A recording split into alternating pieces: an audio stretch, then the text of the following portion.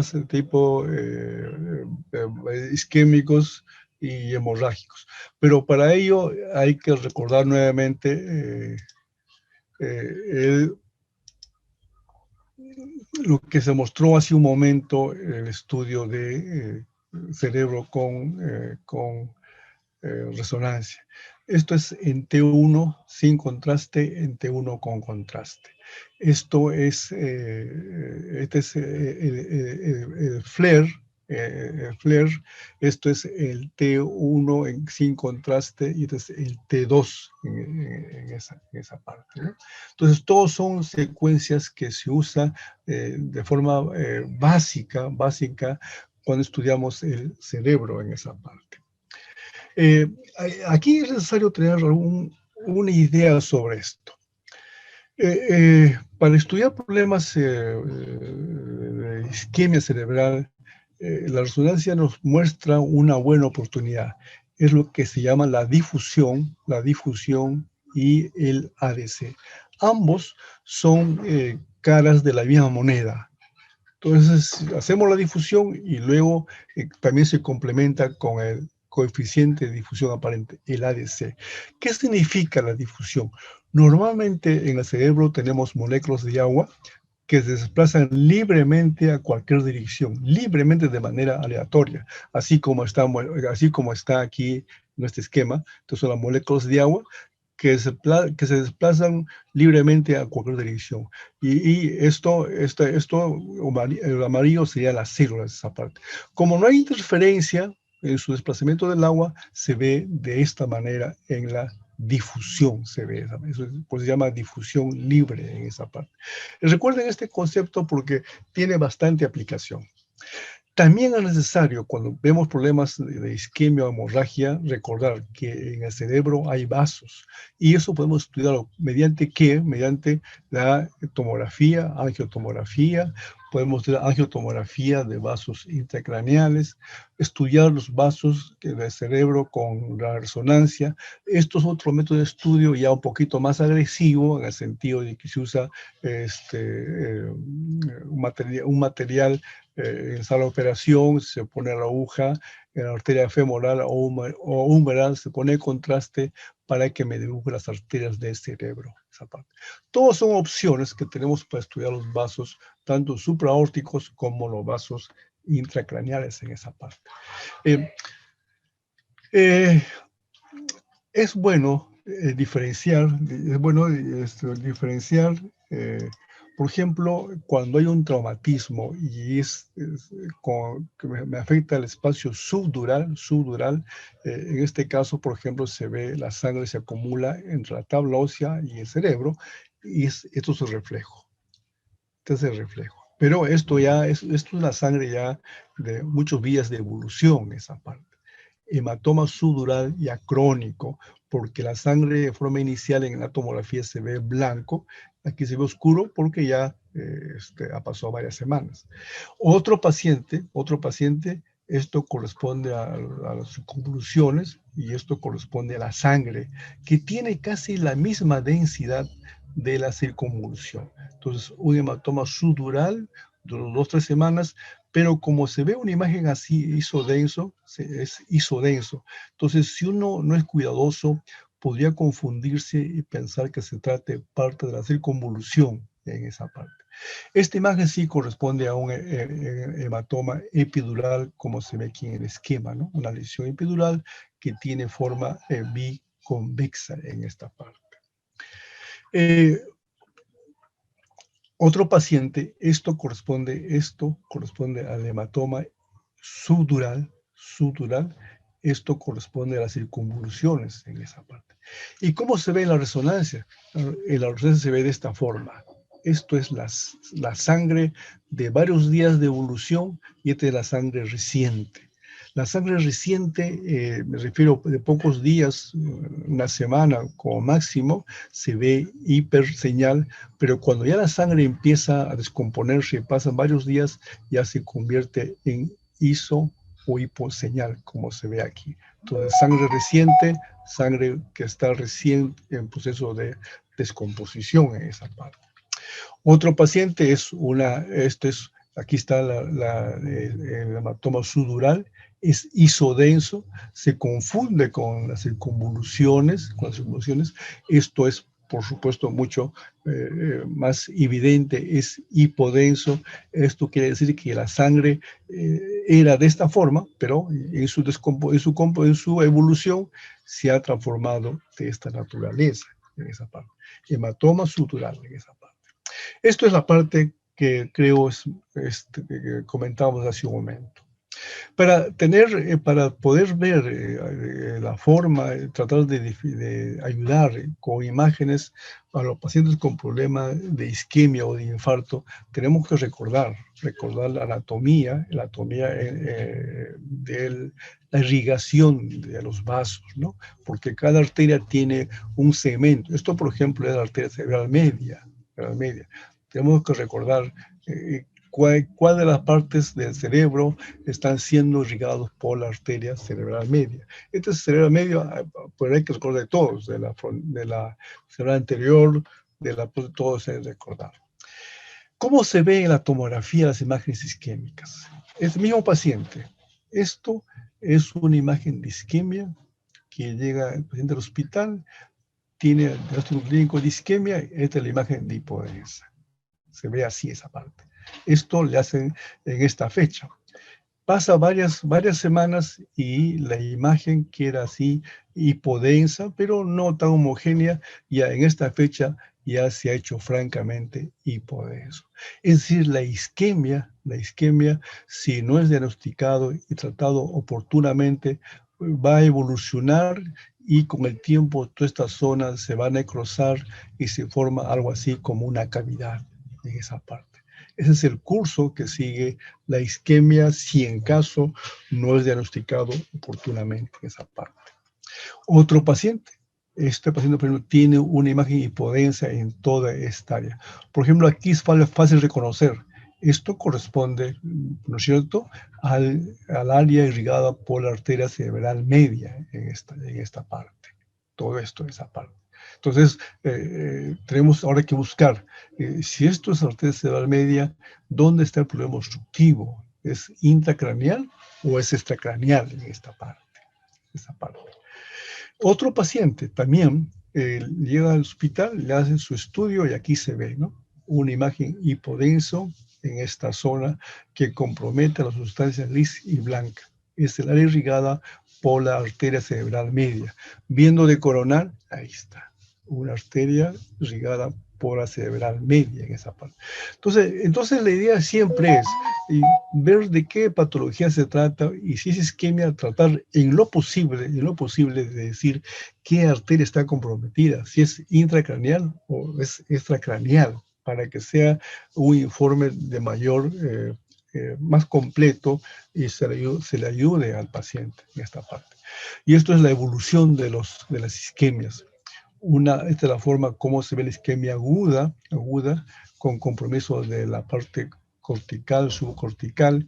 Cuando ya avanza la isquemia, ya es subaguda, se hace mucho más evidente, es mucho más hipodenso, te dibuja más la lesión.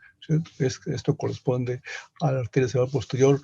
Cuando ya ha pasado meses ya se hace mucho más hipodenso, mucho más oscuro, y inclusive comparemos el ventrículo lateral de este lado aquí, es mucho más grande porque esto empieza a retraerse, empieza por decir jalar el ventrículo lateral. Eso se ve en los casos de isquemia crónica. Y aquí, por ejemplo, este paciente se formó una cavidad y está que se une con el ventrículo lateral. Ese es el curso que sigue en algunos pacientes y en caso no han sido diagnosticados oportunamente esa parte. Este paciente, por ejemplo, llega al hospital, se diagnostica que tiene una isquemia una imagen hipodensa irrigado por la arteria cerebral media, este paciente. Le hacen su angiotomografía y se demuestra, esta es la arteria cerebral media del lado sano y aquí no se ve la rama de la arteria cerebral media. Y esto es la imagen que corresponde a la isquemia. Viendo frontal, el polígono de Willis, segmento A1, cerebral media, bien, aquí cerebral media no se ve. y esto es todo el lado de la isquemia. Entonces, esa es la idea, ¿no? La idea es ver primeramente la clínica del paciente, ver si es evidente o no la lesión de isquemia o en tomografía o resonancia, y luego tratar de ver, en lo posible, qué arteria está comprometida en ese paciente, esa parte. Esto es una solución de imágenes de tomografía y resonancia. En tomografía, este paciente se ve aquí una imagen hipodensa, muy pequeña, muy tenue, pero tiene clínica el paciente. Tiene clínica, aunque la imagen no es evidente. Entonces, las redes hacen tu estudio con resonancia. En T1 se ve esta imagen acá.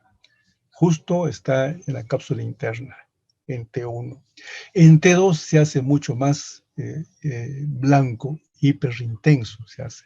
En difusión, recuerden que le hablé de difusión al inicio, ¿no es cierto? En difusión todo esto era de esta forma, pero aquí se ve blanco, blanco. ¿Por qué? Porque esta zona donde está la isquemia, los núcleos de agua no pueden desplazarse en esa parte debido a la isquemia. Entonces las moléculas de agua están ahí, por llamarlo así, almacenadas y me dan esta imagen de hiperseñal hiperintenso.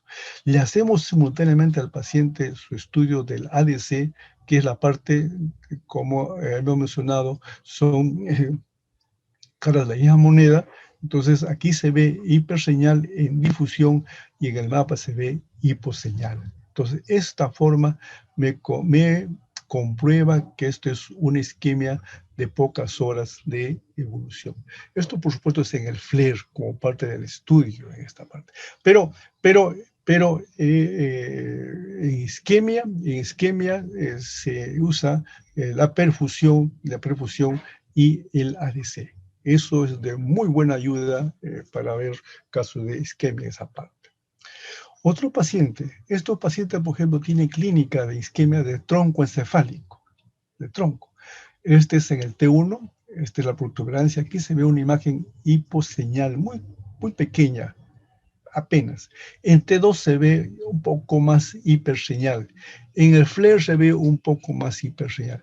En la difusión se ve francamente blanco, hiperseñal en esa parte. ¿Y esto por qué? Porque aquí hay una isquemia. Aquí la molécula de agua no se puede desplazarse adecuadamente porque hay un problema a nivel celular en esta parte. Entonces, como ven ustedes, ¿cierto? En todos ellos, en T1, en T2, en FLAIR y en difusión es mucho más evidente la señal de la isquemia. Por eso que la difusión es el estudio que nos muestra precozmente la isquemia. Es decir, si yo tengo un paciente y sospecho que tiene una isquemia y le voy a hacer una resonancia, muy bien, que le hagan la resonancia, pero me tienen que hacer necesariamente una difusión, porque la difusión me va a mostrar la isquemia precozmente si en caso tiene el paciente esa parte. También hay, por supuesto, la hemorragia, y esta es la hemorragia para ver la evolución. Son estudios del mismo paciente. Esta es la hemorragia que tuvo el paciente en esta fecha. Le hacen su control en esta fecha, después de 19 días, se ve todavía, esta es la hemorragia blanco, se ve la hemorragia, y después casi de un mes, ¿no? Algo se ve la hemorragia, esa parte. Es decir, la hemorragia en el cerebro se va reabsorbiendo lentamente en esta parte, ¿no? Vean, este paciente casi un mes, la hemorragia todavía no se reabsorbe. Por supuesto, también aquí la hemorragia es voluminosa, ¿no? Es bastante, y también la zona donde está ubicada es bastante complicado para el paciente en esa parte.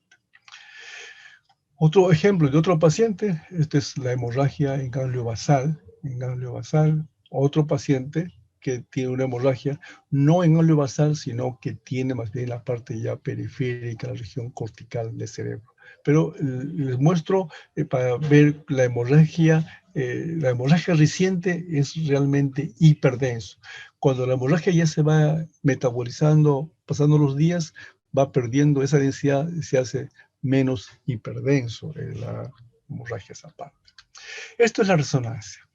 Con la resonancia sí, si no tenemos cierto cuidado nos puede confundir, ¿no? Esto es la resonancia de la hemorragia en T1.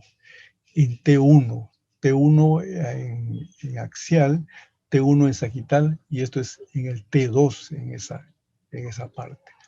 Esto sí en contraste, así se ve la hemorragia en resonancia. Pero nos permite a nosotros a veces evaluar el tiempo de hemorragia, por ejemplo, ¿no? Dice, por ejemplo, acá esto es hipointenso, pues es hipointenso. Y en T2 más bien es hiperintenso en esa parte. Entonces tengo que ver dónde podría estar esa parte, ¿no? A cuál de ellos, esto más o menos es un cuadrito que nos orienta para decir dónde podría estar el problema. Este es un ejemplo de la forma como se ve la hemorragia en el parénquima cerebral. Aquí hay otro paciente, cómo se ve la hemorragia, ¿cierto? En T1 se ve realmente ya casi isointenso o hipointenso. En cambio, en T2 todavía se ve realmente hiperintenso en esa parte. Entonces, isointenso en hemorragia, hiperintenso en T2. Esto está más o menos que es un hematoma agudo en este paciente, en esta parte. Entonces, cuando veamos hemorragias en resonancia, tenemos que tener en cuenta más o menos la evolución de la hemoglobina, va cambiando día a día y su comportamiento en la resonancia es diferente, es variable en esta parte. Este paciente llega a emergencia porque clínicamente tiene un cuadro de hemorragia subaracnoidea.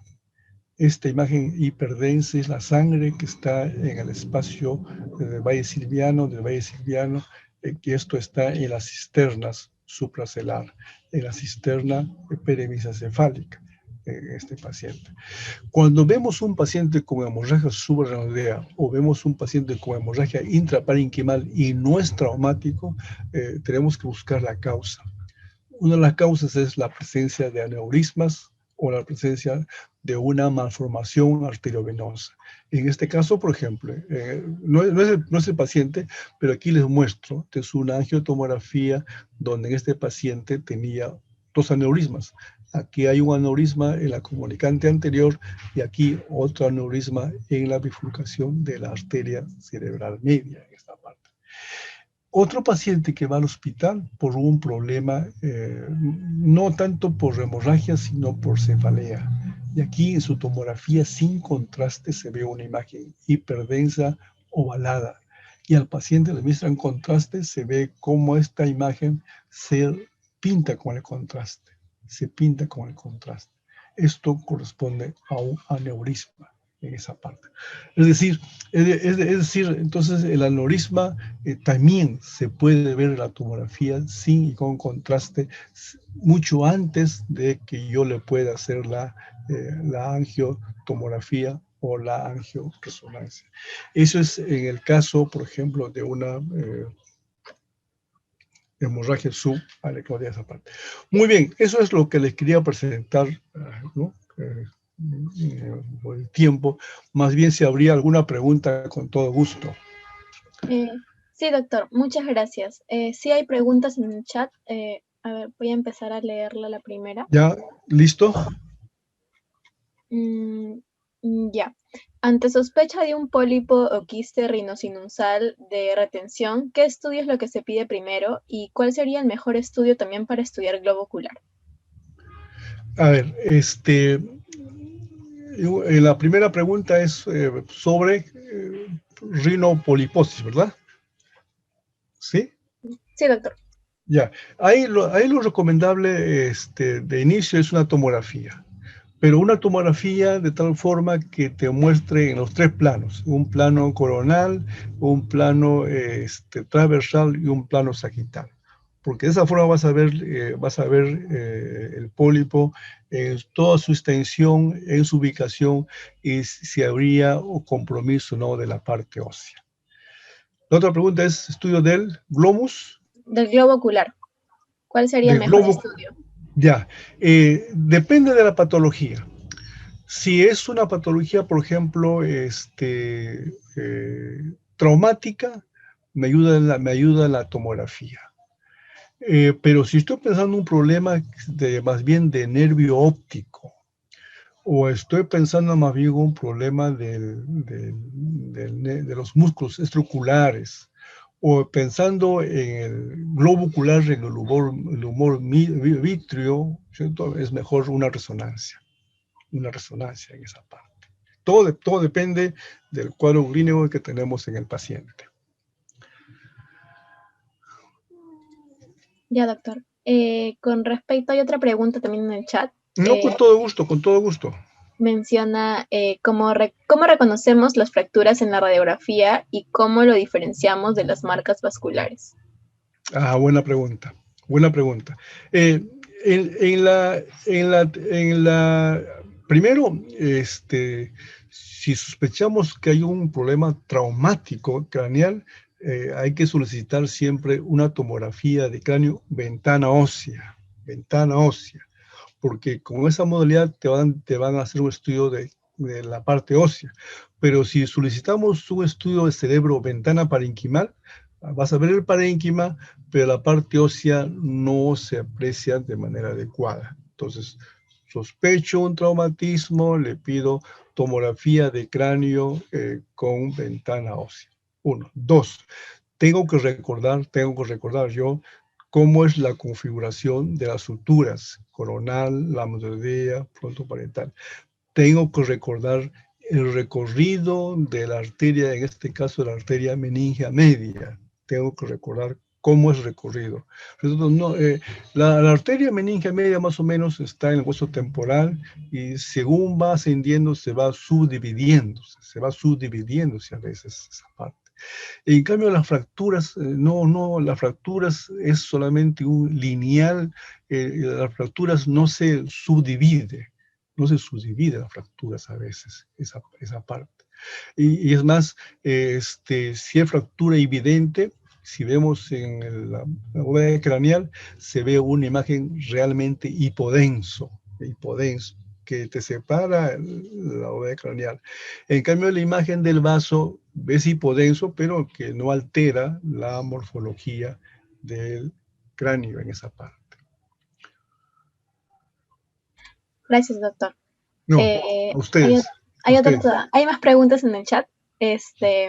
Bueno, la siguiente es si la radiografía sirve para evaluar cornetes. Sí, por supuesto que sí. La radiografía sirve para ver cornetes, sí, esa parte. Pero sin el ánimo, ¿no es cierto?, de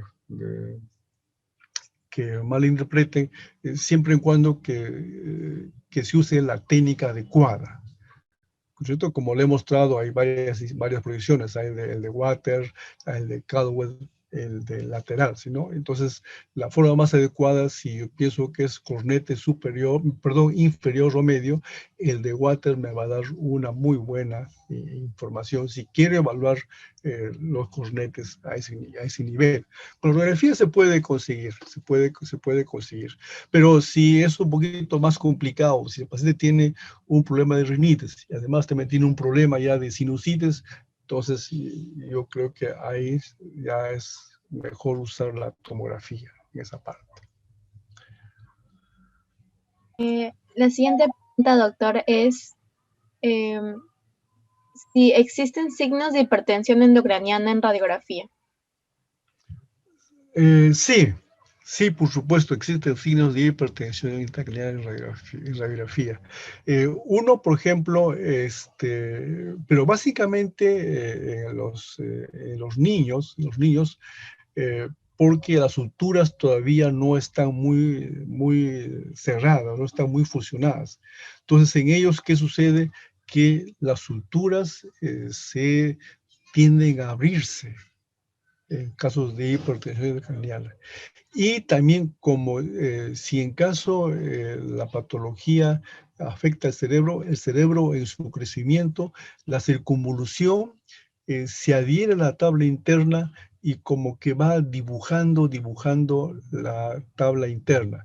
Entonces, ¿qué se ve en la radiografía? Se ve las suturas un poco así separadas, que se llama diastasis de sutura, o también se ve que en la tabla interna hay varias imágenes ovaladas tenuemente que corresponde a la impresión de la circunvolución, esa parte.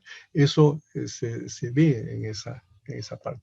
En tomografía no suele verse porque por lo general ahora ya desde cuando el paciente, o sea, el paciente cuando ya tiene molestias neurológicos ya va al hospital y le hace su tomografía y se encuentra algún signo signo de hipertensión intracraneal, al paciente rápidamente lo ayudan en esa parte.